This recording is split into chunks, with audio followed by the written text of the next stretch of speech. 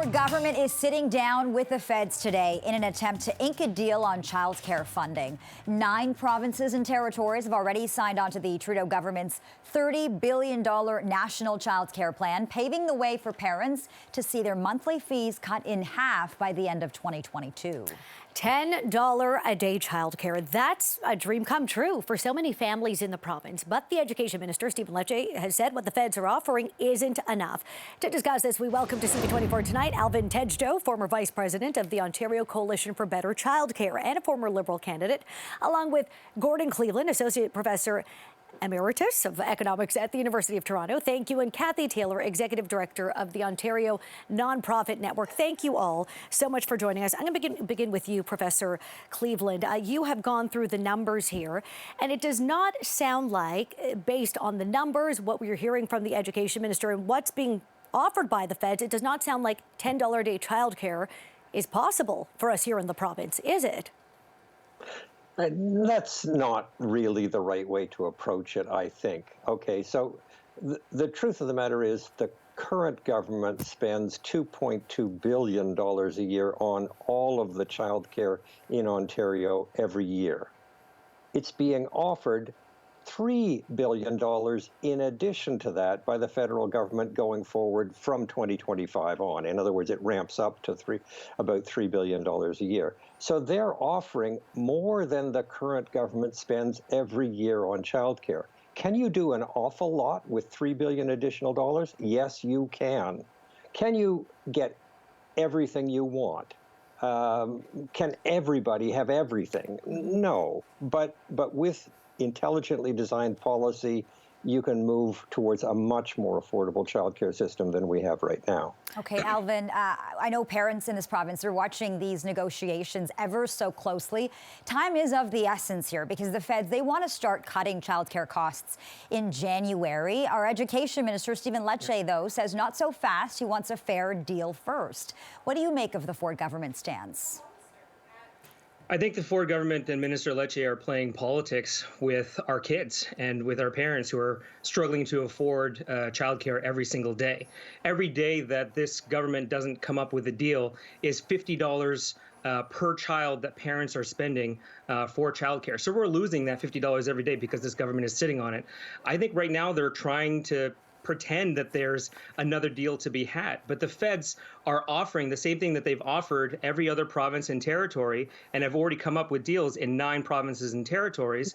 And we've got a provincial government right now who, wanted to cancel full-day kindergarten. They want to download the costs on this, and they're trying to find a way to politically leverage the federal government somehow for more money, and that's not coming. They're going to get what Dr. Cleveland's talking about, up to $3 billion a year. And they're sitting on it right now, and that's hurting parents every single day when they could be saving that money right now.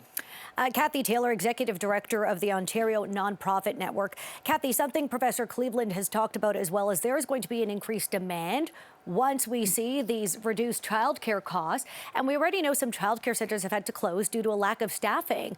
How concerned are you about that? How will some of these childcare centres meet what will be an increased demand?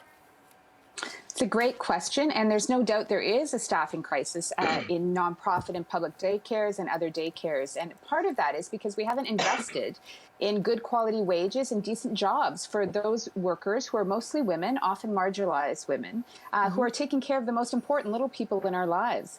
So it's really important that the daycare agreement that the province and federal government negotiate includes an investment in wages, so that those nonprofit and childcare workers get treated well, they have decent work, they have benefits, so that we don't have a staffing crisis. And there's no reason why we can't have a nonprofit and public-driven model and lower fees with the investment that's being offered at the table. And Professor Cleveland, I want to follow up with you because I know this is something you've studied. Is Ontario prepared, or can we meet this demand in a few years? Well, I've run the numbers, it's true. And you can, with the existing money that is on the table, not only lower the fee to $10 a day for all of the spaces that are currently there for 0 to 5-year-old children, but you can add 150,000 new spaces and bring them down to $10 a day. Is that enough? I don't know. It's hard to know exactly what the additional demand will be, but we can finance with this money a very large increase in demand. And if we get that far, we can worry about the next step later. I'm sure that the federal government will be willing to put up more money in the future if we really get this thing going in the next several years. It's interesting to listen to you talk about the numbers. Alvin, I'll bring you into this discussion now. As the feds in the province work out the math here, I know there are a lot of families out there thinking, we just want relief. Sending your child to daycare is incredibly expensive. We know this. And you're a father of 3. What's it been like for your family? And just how challenging is that, sending your child to daycare in Ontario? It's unbelievably difficult. We know that there's a huge gap in the number of spaces that are available, and then the spaces that are there are often out of reach in terms of cost for many families.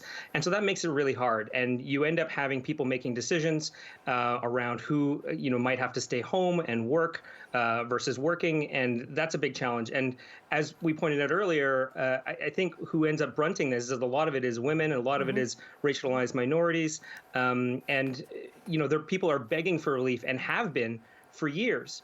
And so when they look to other provinces and they see that other families in Canada are getting more affordable childcare immediately and are starting to build up more of those additional spaces, you wonder what is the motivation behind this provincial government right now, and why won't they do this deal? Are they just looking at the politics? Are they waiting for the next election, just before the next election, to try and make a deal, which is terrible because then you get people stuck in the middle until then.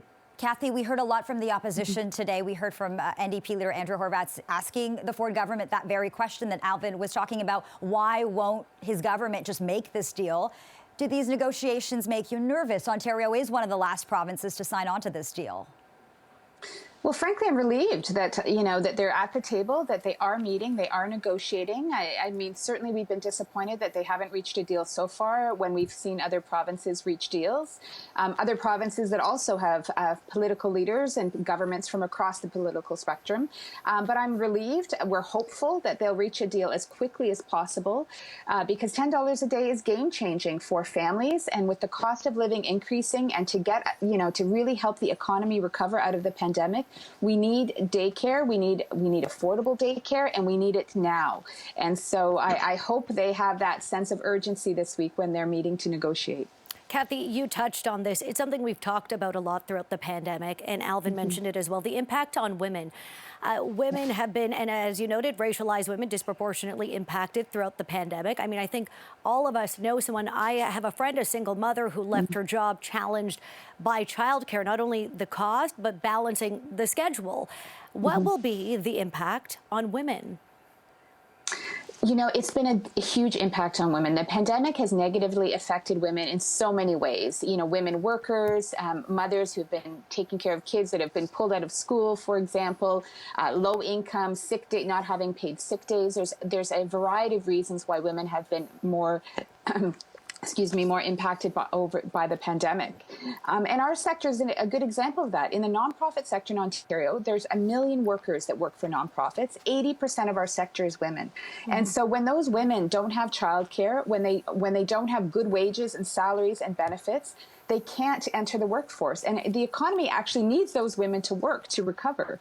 So it's really important that all levels of government invest in women to get back into the workforce. And that's why we've seen a continued gender wage gap, because it's one of the reasons of the gender wage gap, because women have had to leave the workforce. Thank you so much to our panel tonight. We appreciate it, and we will have you back again to discuss this important topic. Thank you. Thanks so much. Thank you.